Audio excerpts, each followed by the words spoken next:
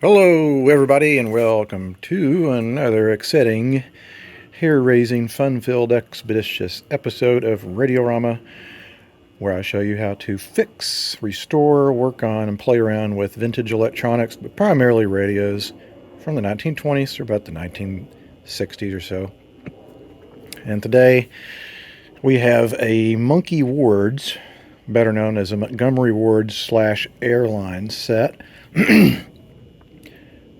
I looked on the bottom, and it seems like Montgomery Ward's also really liked using really long model names, so I forgot the model name, but I think it's probably pre-World War II, and I realize we have international viewers here, so when I say pre-World War, I mean pre-World War II as far as the U.S. entry into that conflict. It says has a super sensitive built-in airwave loop aerial system. It's just basically a big loop antenna.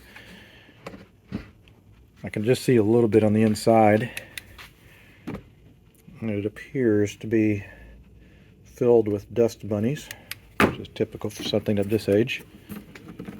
That cord, that is wow. Like the rubber is gone, all that's left is just the interwoven cloth part of that. I wouldn't dare plug that in. Let's see, let's flip it under on the bottom, see if it's got information. Oh, here we go. Dang, this thing's got a decent amount of tubes in it. 1, 2, 3, 5, 6, 7. It's got 8 tubes. Well, no, that's never mind. That's a lytic. So 1, 2, 3, 4, 5, 6, 7 tubes, and it's probably push-pull. Here's our output tube 6K6, which is kissing cousins to the later 6V6. Is a power transformer set. That's a good. Cabinet-wise, it's pretty tired. Someone looks like they used this thing to death. The other thing I'm going to point out right away, because I know some of you smart guys will know that I'm trying to pull a trick, but I'm really not. When I got this, I'm not sure why, but Montgomery Ward's had this era where they used this plastic that would just disintegrate. And the push buttons, when I got this, were non-existent. They were essentially turned into crust, plastic crust. And so what I did is I dug around at the radio club for something that might look believable. These are all kind of wonky, but what I'm going to do is later I'm just going to glue them on and straighten them out, and I might tell whoever gets this in the future, hey, just use manual tuning, don't use the push buttons, because otherwise you get them jammed. Yes, it's jerry-rigged, but this set doesn't really have a whole lot of real value. I'm just doing this because it's kind of crappy weather out there, and I'm off of work for the holidays for a week and a half, so I got to keep myself occupied.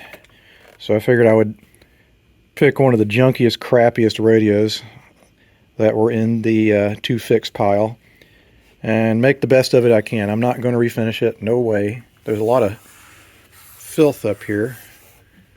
Could just be from either where it was sitting. Maybe someone had it in their kitchen and stuff dribbled down on it, or maybe someone leaned over it when they changed the channel. I don't know. Clearly got a lot of wear and tear, so it's been used a lot. It looks like it probably might have sat in the sun for a little bit. This grill cloth probably would have been closer to a golden color, but it's completely faded. I tell people when they get these old radios, don't sit them in the sun.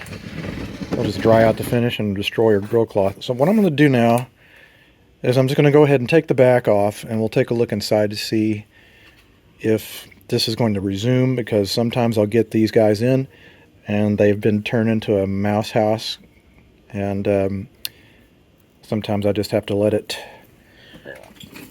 be. Let's see, there's a date on this thing, July 20th, 1953. Jerry. Well, I guess that means something. It must mean someone did work on it, or maybe that's the owner wanted to put it on there. Who knows? So let's take the back off and see what's underneath the hood. Alright, well, it looks like a little house of horrors in here with all the cobwebs and everything. Clearly this was home for many generations of spiders. There's a little more evidence of suggested excessive usage. We have 3 or 4 different brands of tube. We have a Triad. We have maybe the original Ward's output tubes. A General Electric 6S K7. Let's see what brand this one is. RCA. Wow, so we're up to how many brands? 1, 2, 3, 4 brands. Another RCA. So this set has had, looks like almost all the tubes are placed in at one time or another, except for the output tubes, which is kind of surprising because your rectifier and your outputs generally get hit the hardest. So unless they just went back to Montgomery Ward's and got replacements, that's pretty remarkable. Looks like the speaker comes disconnected from the chassis, so it'll be easy to pull out. I don't see evidence of mouse damage, really. There's a little bit of chewing going on this cap up here, but I don't see any mouse turds. And furthermore, it looks like whatever might have possibly been in here hasn't been in here for a very long time. Out in the West, we have a little bit of a concern about hantavirus, which is present in mouse droppings, but it's generally not in my area of the state. I probably am going to take it outside to dust it off a little bit because I don't want to be inhaling whatever that is. This is something that you see a lot in pre-war sets, phono, television, or FM. There was a time period in the late 30s, early 40s where all of the major electronics manufacturers were getting ready to introduce television to the US. And there was a thought for a time period where you would sell a television set, but you would actually plug it up to an existing radio or a console for its sound. You wouldn't have built-in speakers in the television set. And that never really transpired because after the war, television, of course, exploded onto the market, and they all typically came with the speaker already installed in the set. So I'm going to go ahead and loosen the hardware that holds the chassis in, remove the speaker cable, and we'll pull the chassis out and see what's going on underneath. I also noticed one other thing is the dial cord was slipping, and I can see why. The dial cord has come off of these pulleys, so hopefully it's not snapped. I hate restringing things, but I don't think this one's that complicated, just in case it is. So let's go ahead and dig underneath and see what we're up against. Is it all original or has it been worked on 50,000 times? All right, I pulled the chassis and I have a sneaking suspicion the chassis might have never been worked on. First of all, the screws had no wear, and when I removed them, they kind of made a cracking noise, as if, you know, they'd never been freed before. What just fell out of there? Crap. All right, anyway. The other thing that I saw was when I took the knobs off, they all had their felts. And usually the first thing that anyone does when they work on these things is they forget to put the felts back on. So, with that theory, I took the chassis over here and decided to go ahead and take a look underneath.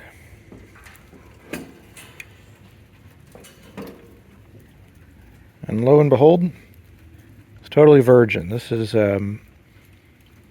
never been worked on. It's got all the original parts in it.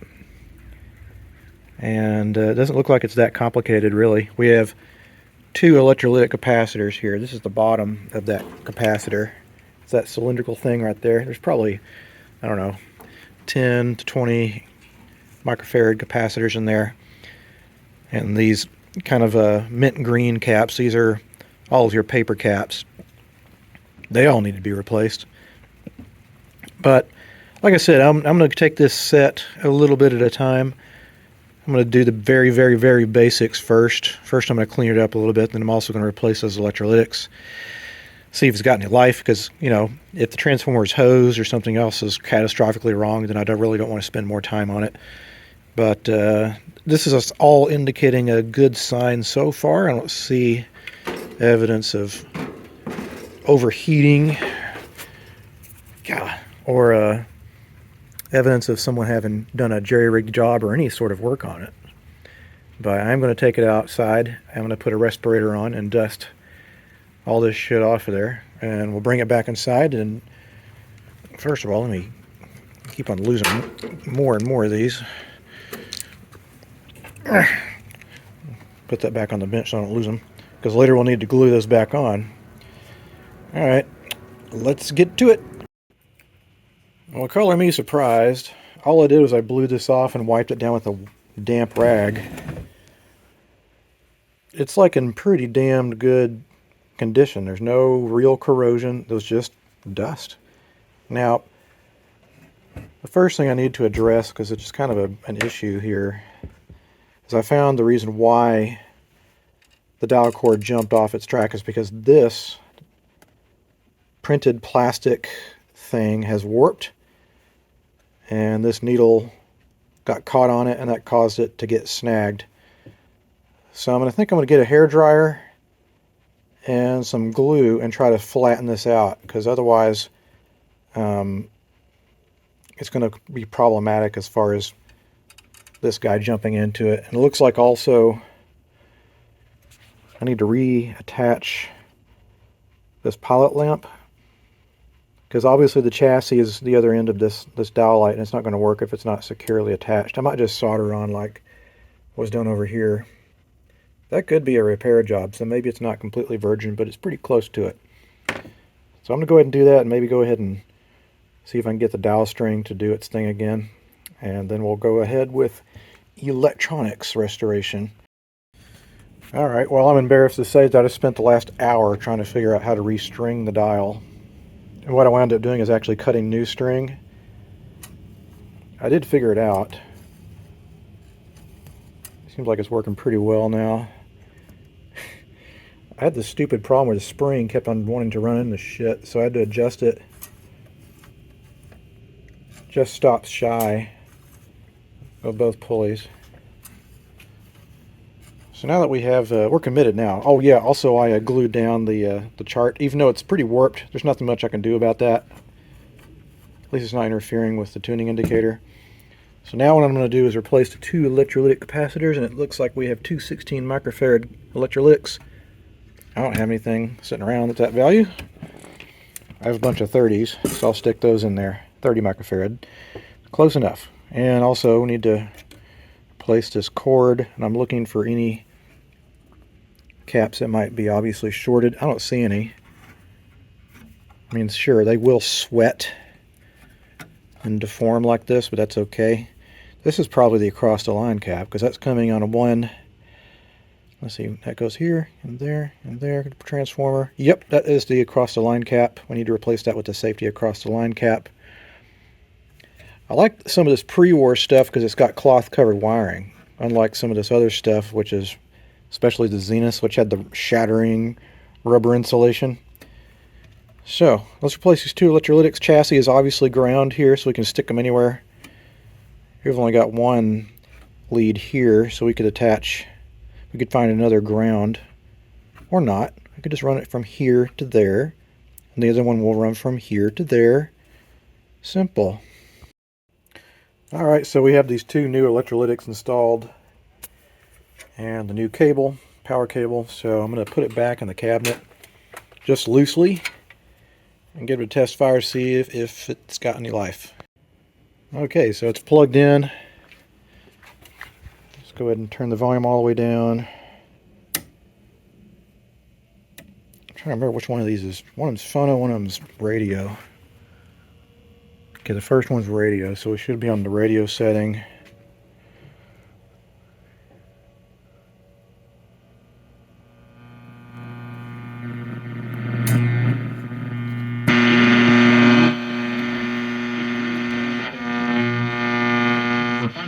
Now for Oakland in the Hills. Reports of a crash Highway 24 eastbound before Highway 13. Off on the left-hand shoulder. Oh, that's really poor. How well is it making a difference in communities? Desmarking.com. Por el tiempo limitado, Griselda, que tenemos en la radio. I'll be damned. Works pretty well. Now, before I get too carried away and put too much of a commitment into this, which, let's face it, I already have put a good part of the afternoon into it, I'm going to see what I can do to improve this cabinet. If I can rid some of the greasy, grimy disgustingness that's coating it. Anything I can do to enhance the appearance, so at least in the end I don't have just like this piece of crap looking radio. Who knows, maybe someone will buy it like this, like a Fallout Boy. Someone told me this thing, I guess there's a video game called Fallout Boy or something like that, and it's in some sort of dystopian future, and everything in the game, and keep in mind, I haven't had a video game system since probably 1980, but anyway, apparently it's a video game and it's in a dystopian future and everything looks all gritty, and someone said, you should make a Fallout Boy radio, so maybe this will be the Fallout radio. I don't know, we'll see. Meanwhile, someone's blowing leaves in the pouring rain. Genius. Okay, the first step I'm going to do is use one of my favorite products called Howard's Restore Finish. And I'm going to use a quadruple steel wool pad, and I'm just going to, stupid lights getting in the way, to rub this out. I also need to maybe get some touch-up markers to hide or disguise some of these gouges. I might use a little stain on it. I think the top is the worst part. The sides and the front actually look kind of okay and might clean up nicely. I've seen some grubby radios actually turn out to be pretty good in the end with minimal effort, and I am not a refinish guy. I hate refinishing radios. Plus, once you refinish a radio, it'll never look old again. It's going to look like a radio with a new finish. But everyone is up to their... It's your choice. What you want to do is the best choice for you. Well, again, this radio continues to surprise me. All of that gunk and everything on the top more or less came off. And the finish seems to have cleaned up reasonably well. Again, color me surprised. This thing looked like total garbage when I got it in. Do need to replace this grill cloth. I'm assuming there's some sort of panel. Yep, there's a panel that holds the speaker on that comes off in one piece. I'm going to clean up the interior as well. Just wipe it down with a warm, damp cloth. But who knows? Maybe this thing can be saved after all. I just seriously got this home because I just wanted something to keep my mind busy. And so far it's a little more rewarding because it did look like crap and I had so low expectations. Okay, Cosmetic Work is proceeding on the cabinet. I took the fascia or bezel off. I took the speaker and the speaker cloth panel out, and I've got some old speaker cloth and some new stuff. This actually came out of a Philco. I kind of like the way it looks. I'm going to see if I can get that ironed out. If not, I got some stuff underneath it. But now I can go after the cabinet a little more aggressively because I'm not worried about getting stuff all over the speaker or grill cloth or all over this discussion. So I'm going to now use a product that I've mentioned a lot, and the label falls off every time. So whoever makes this, your labels fall off. It's called Old English, and I'm going to rub it into the finish, and that'll help even things out and fill in some scratches, some nicks, some discolorations. And then we're going to follow up with my oh so infamous, famous Carnauba wax polish treatment. Okay, so I scrubbed it down real good with Old English, and now it's time to go over it with the Carnauba car wax. I use a Meguiar's cleaner paste wax. None of the synthetic stuff. I think the plant-based waxes work a lot better. What this does, it gently clears up all the grime, but it also will more or less buff out the finish real fine, and we should be able to restore some of the original shine. Right now it looks shiny just because I've got the Old English on it, but that will evaporate. So you kind of want to lock in this finish to prevent it from going back to looking kind of dull. I don't know how, but I discovered this about maybe 7 or 8 years ago. Take some time. Maybe expect to spend about an hour on a piece this big. Okay, well, I've been ironing this old grill cloth. I'm trying to be careful because this stuff is literally 80-something-year-old grill cloth. So, but I set the iron kind of on medium, on steam. I just kind of glide over it.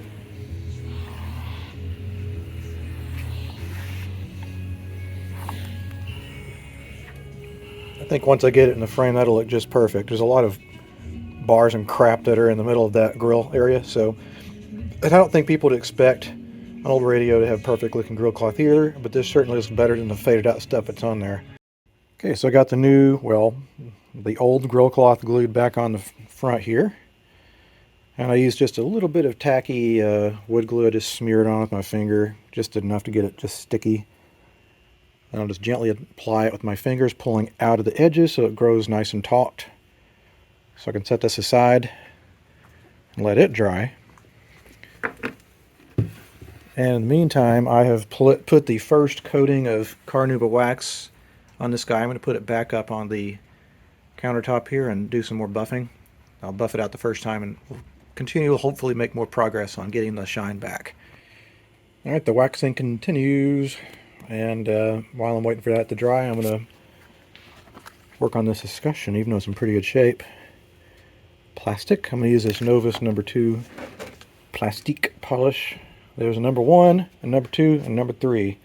I think number 1 is for really badly damaged plastic. This stuff I think is, in general, will work at just about all of it as far as getting you to pretty decent shine. Number 3, it's like water. I think it's just a cleaner. I'm not sure what it does, but all their stuff is great. I just buy it in a big jug because I do this a lot. Meanwhile, I also have the knobs soaking in a little warm water, just a little bit of ammonia, and what that does is it, as gross as it sounds, it breaks up all the grease from people's fingers over the decades and cleans them up really well. So, I think I'm going to finish the cosmetics on this and maybe start on the recap job tonight. I'm not sure. I've been at the radios all day today, so I'm starting to get a little tired. But I'm at least going to finish the wax job and polish the plastic here and clean the knobs for the rest of the day. Alright, now it's time to do the critical part of this restoration, which is the reason I did not want to work on this set initially. It's because it was missing all its push buttons. So I've lined these up to make sure they all fit. So what I'm going to do now is I'm going to glue them on, because they're kind of loose. And there's a possibility that whoever gets this might actually be able to use the push buttons again, even though they're kind of useless. They're just mechanical engagements for the tuner. If I can't get them to properly pop in and out, I'll just tell whoever gets it, hey, don't use the push buttons. But at least it looks good. Better than looking sad and miserable and bound for the dumpster. So I'm going to use my favorite product of all time.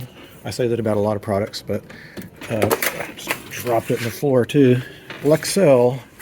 It's a clear glue, and I've glued parts of my truck together with it. So works on just about anything. I'm going to do this and let it sit overnight to cure, and those should be good and stuck on there. In fact, let's make sure that they'll got the escutcheon here. Will it go through? Yes, they will. Look at that. You've got room to play with there. That'll be just fine. I'm proud of myself for once my jerry-rigged solution worked. Okay, well, this one is a little more grubby than the usual sets I work on, but I was able to bring back a good deal of the original shine to the cabinet. Sure, it's not perfect. It's got some wear and abrasion and stuff like that, but I think that's all right. It's a over 80-year-old radio, and so 80-year-old stuff looks old. There's no problem with that. Also went ahead and polished up all the knobs here, and so now I'm going to reinstall the escutcheon and the new speaker grill cloth panel. And I think that's all I'm going to do for tonight, because tomorrow all I'm going to do is just do a recap job on the set, and I'm also going to add audio input, which is easy because this is a transformered set. No need for any of that isolation transformer business.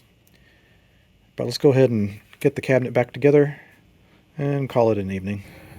Alright everybody, welcome to day number 2 of working on the Montgomery Wards, and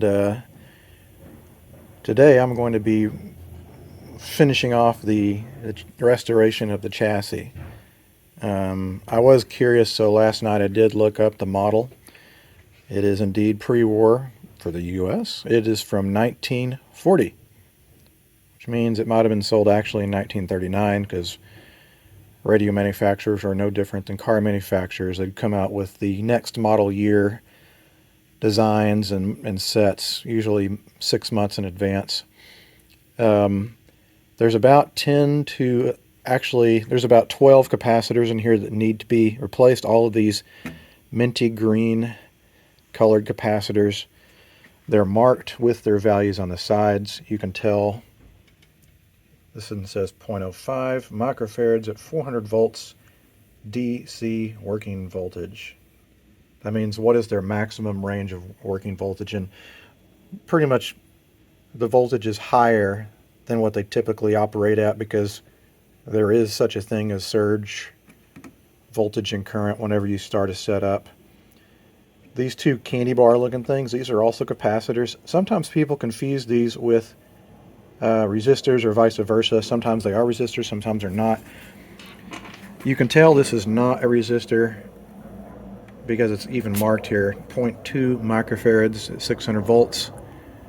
This one right here is actually the across the line cap and should be replaced with a across the line rated safety cap.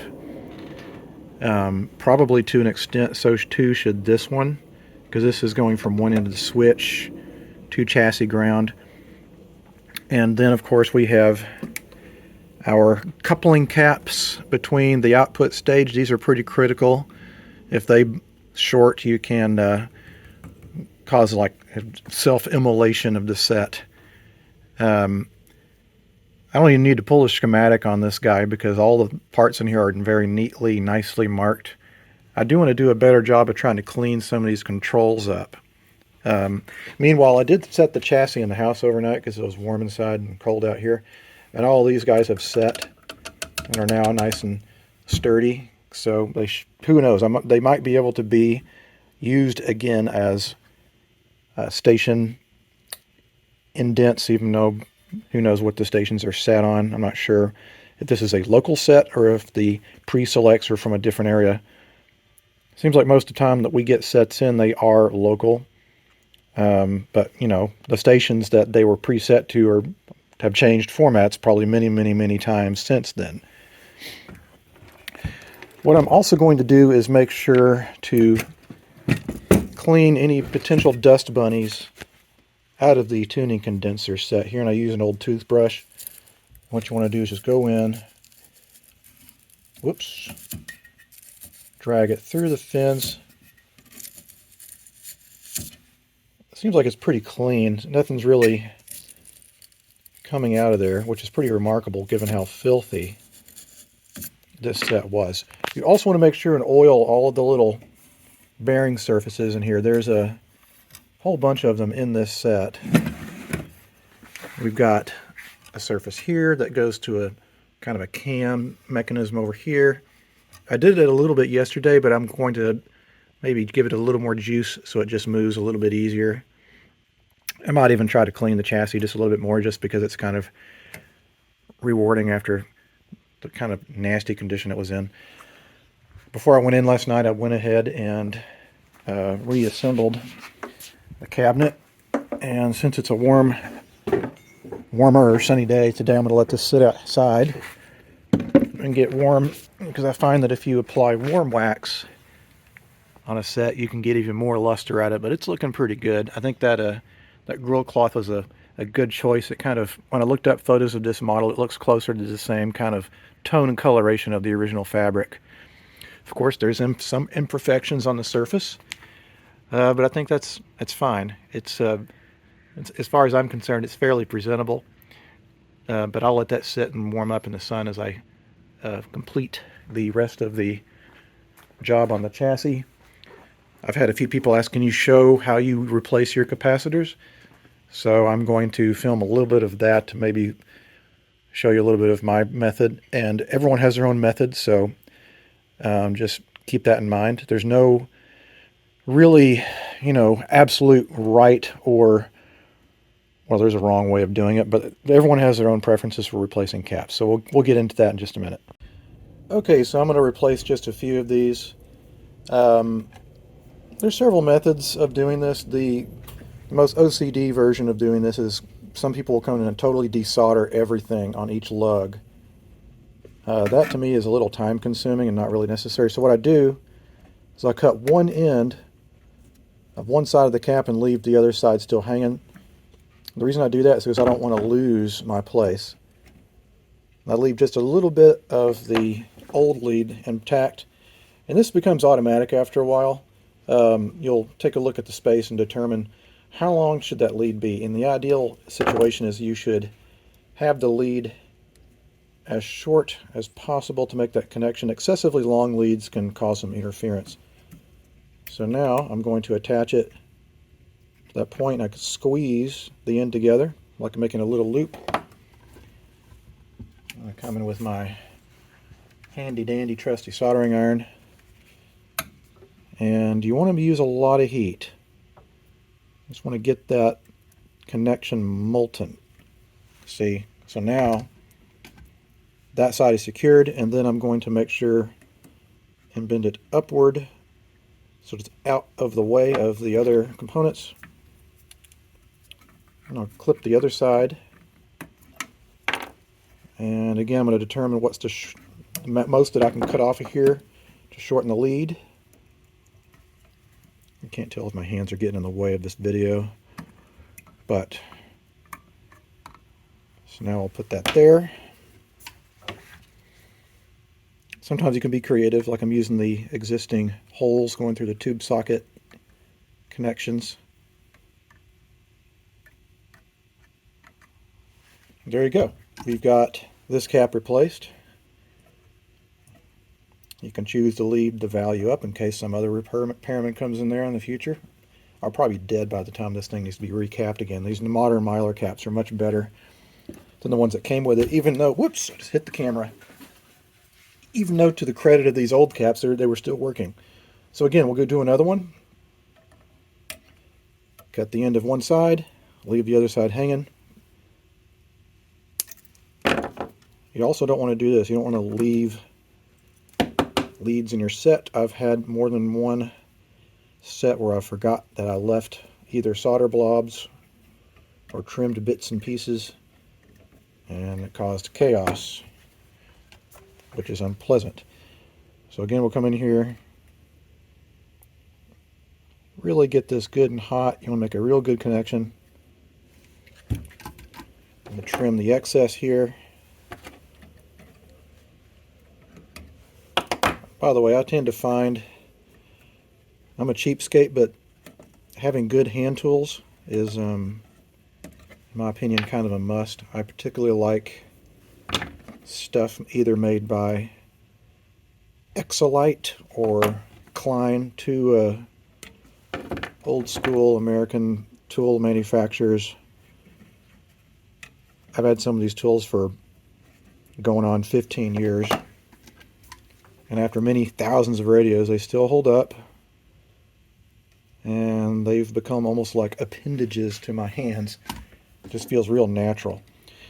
Okay, so that's really all there is to it. You just go around one at a time.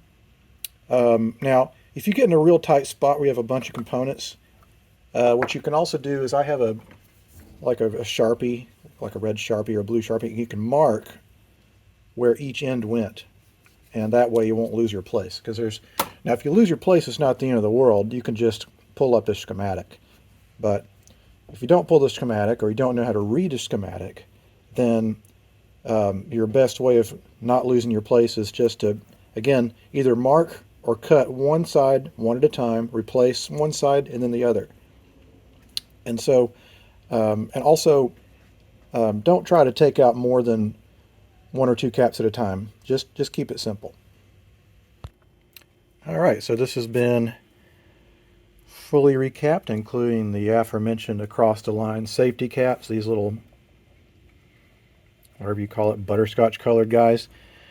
Now the last thing I'm going to do electrically before I put it back in the cabinet, give it a test, is I'm going to install a safety fuse between here and the incoming line.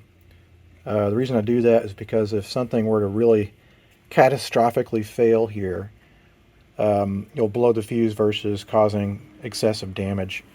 You got these little plastic fuse holders, and I typically use on a transformer powered set a 1.5 amp slow blow fuse. That's important. You don't want to use a rapid fail fuse because tubes will basically take a significantly larger load of,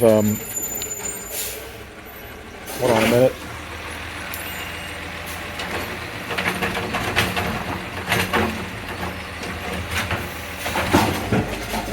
I've always been fascinated by that. Our garbage guys come by with mechanical arms and dump the garbage. Anyway, what I'm going to do is install this fuse holder right here. One end will be the incoming AC line, the other side will go to this attachment point on that tube. And by the way, if you're curious what's inside of these guys, like I said, they're made out of paper, and this is the inside of one of them. Crap, I just dropped it. Anyway, it's a Bakelite case with paper stuffed inside, so they're no good. They're no better than the regular paper caps like these guys. So I'm gonna have to drill a hole here, attach the fuse holder, and then we're going to put it back in the case and see if it hopefully still works and I didn't mess anything up. Here is the installed fuse. You can see it's basically between the incoming AC line and the attachment point off the rectifier. So that should protect the set from the get-go from the outlet.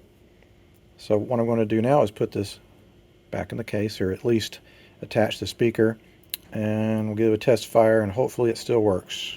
Hopefully. Oh, and of course the helicopters decided to fly overhead when I decided to push the record button. The joys of living under a major flight path. Anyway, now that that's gone, the radio seems to be working quite well. Downrange, you'll see the difference. We have fine jewelry, personalized. The pier to see increase and his $2 trillion infrastructure. Carolina in 1920. On a team, they're a Super Bowl contender in the National Football League is probably 3 or 4. It is Aaron Rodgers. It is Tom Brady. It is Patrick Mahomes. I don't really care about sports, but whatever. Anyway, so it's working quite well. The last thing I'm going to do is add a audio input feature. And since this came with a phono hookup, it already has a switch and an input already. And since it is a transformered set, we don't need to use an isolation transformer for that purpose. Alright, she is all back together again. And I've got the phono selector selected to phono. Little Bluetooth thingamabob plugged in. I haven't put the back on yet, but everything is glowing away. And it actually sounds pretty good, in my opinion, anyway. Oh, he's done got too old. He's too old to cut the mustard anymore.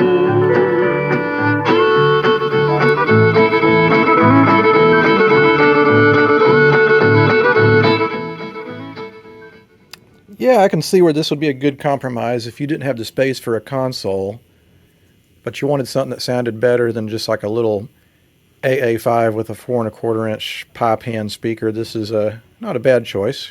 Again, we got push-pull audio, decent fidelity with a decent sized speaker and a somewhat compact tabletop unit. Anyway, this is kind of my favorite type of project where something comes in with no real hope of making it, where it was in such horrific condition that a lot of people would have just probably not given it the time of day. And in the end, it turned out to be kind of a diamond in the rough. No, it's not perfect. There's definitely some scratches and wear and tear and discoloration. But again, it's over 80 years old. It's fine. So I'm going to let it play here for off and on throughout the day. I want to make sure there's no bugs or issues with it. And then I will call it done. But in the meantime, if you guys liked what you saw, if you learned a thing or two, or you have questions, you can always leave some comments down below. Press that like button. Tell your friends, your family about it. And until the next time, a piece of obsolete electronic device thingamabob comes across my workbench. See you guys next time, and thanks so much for watching.